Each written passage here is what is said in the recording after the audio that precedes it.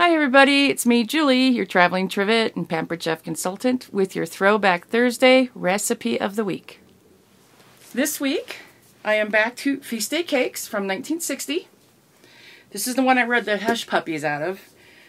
And as soon as I read this one, after I was looking at it a few weeks ago, I knew I had to read it today. So, the thing with the Feast Day Cakes, it gives you traditional holidays, or holidays and traditional foods to go with them, and the meaning of it. So today we're going to talk about the Feast of Yüan-Hsiao. I tried German, I tried French, now I'm trying Chinese, and there's people out there going, oh my gosh! Anyway, the Feast of Yüan-Hsiao, which falls on the 15th day of the 8th moon, or sometime toward the end of August on the Western calendar, which is now. That's why I picked this.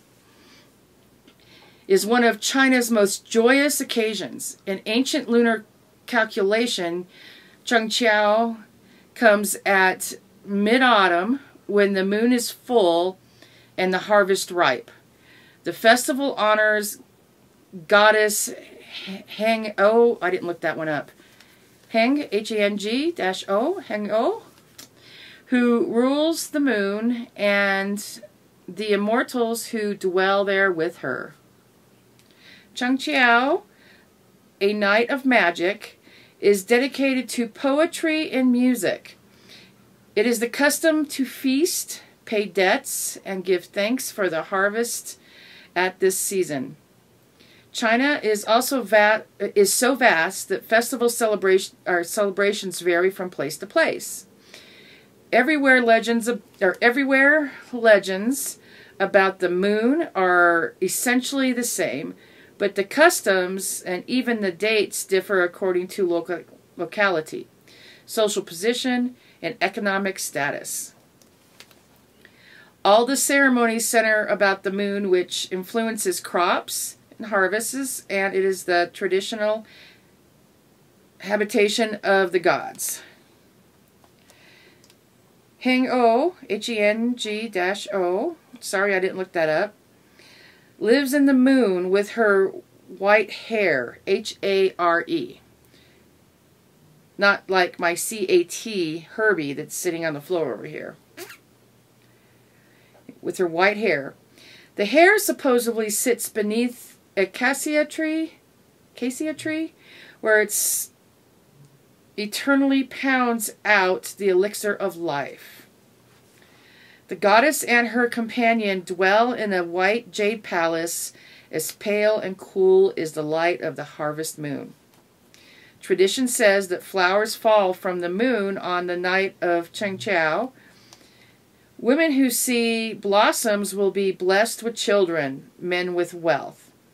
Moon gazing is a favorite pastime on this night. Everyone studies the face of the full moon and reports on the wonderful imagined sights. A golden mountain, a budding plum, a bowl that overflows with rice. And on this Chinese, or oh shoot, I skipped over some of it. Traditional moon cake is eaten at the festival. Chinese almond cookies and I actually did look this one up. Chinese almond cookies and Yüan-Hsiao, or boiled rice flour dumplings with sweet stuffing, make excellent substitutes for traditional mooncake. They are as round as the moon itself, and so are appropriate to the mid-autumn feast.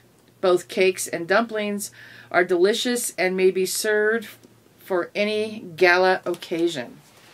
And I am going to read the recipe for Yüan-Hsiao. That's the festive dumplings.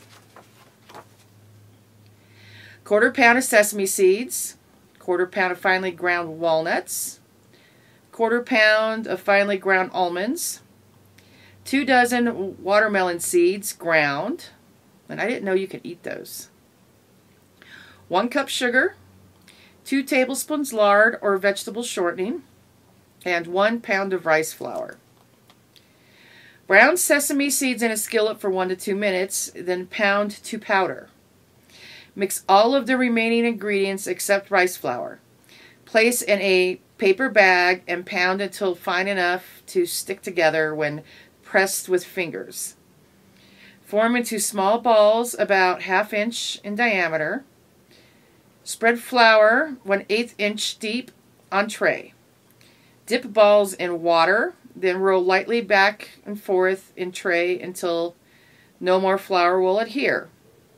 Quickly dip each ball into water and repeat the process 4 to 5 times. Have 3 quarts of water boiling rapidly in a large kettle.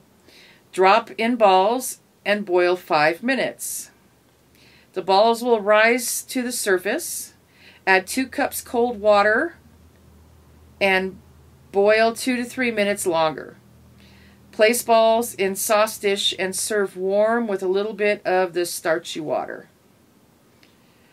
These small dumplings are delicious for dessert, especially when accompanied by crystallized ginger and tea.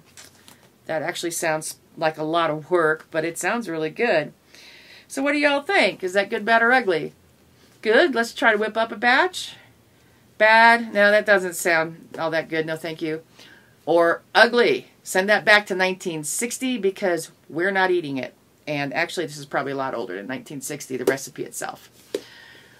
Anyway, and the Pampered Chef item that would be really wonderful with that recipe is my coating tray set. These come in a set of 3. And when you lay them on the counter, you put your different, your flour, like you're doing chicken. You do your flour, your egg, and your dry, wet, dry, wet, or dry, wet, dry. You put your dry and your wets and go back and forth without messing up your counter. It comes with these great size of tongs. I know I'll be using these when I do fried green tomatoes this fall. And I've also seen people, you know, they keep these in their RV and they use them to serve their kids luncheon. But I don't have any kids at home, so mine's going to be strictly for prep.